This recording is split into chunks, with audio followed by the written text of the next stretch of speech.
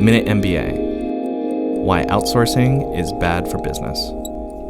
More companies are hanging this bright yellow tag on outsourcing and offshoring.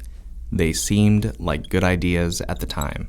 According to The Economist, this trend, which began in the 1980s, may finally be winding down. The main reason is that the savings once realized by outsourcing, hiring domestic or foreign contractors, and offshoring, moving work overseas, aren't what they used to be. China and India were once prime targets for US, European, and multinational corporations looking to save a buck.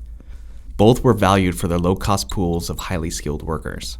The skilled workers are still there, but so is intense competition for their services. And as these workers begin to realize their value, they've also become more demanding. The Economist noted, wages in India and China have been going up by 10 to 20% a year for the past decade, and compensation for senior Chinese managers now either matches or exceeds pay in America and Europe. Rising salaries plus the cost of transporting goods to the US market have pushed some companies to reshore some of their production in America. That includes GE, which last year moved the production of washing machines and other appliances from China to a plant in Kentucky.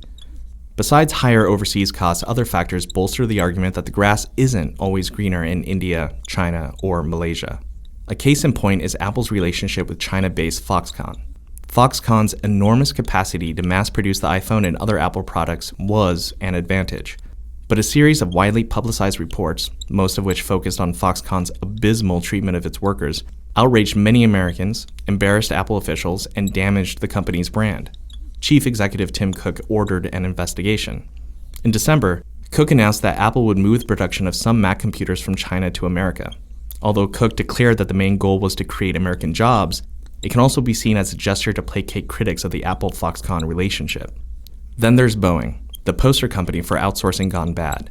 The aerospace giant's saga of flawed batteries has grounded its 787 Dreamliner fleet until a fix can be found.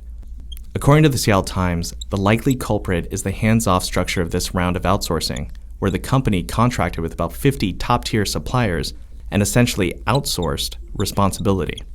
Boeing is no stranger to outsourcing. On earlier jets, the company outsourced work on landing gear, batteries, and engines for the 777 and 737. Both planes are renowned for their reliability.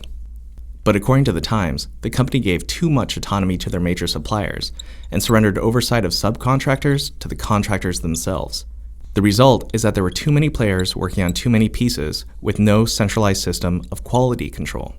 Quality and Boeing's reputation inevitably suffered. Finally, there's the story of Samsung. For US companies, the rise of the South Korean electronics giant should be a cautionary tale.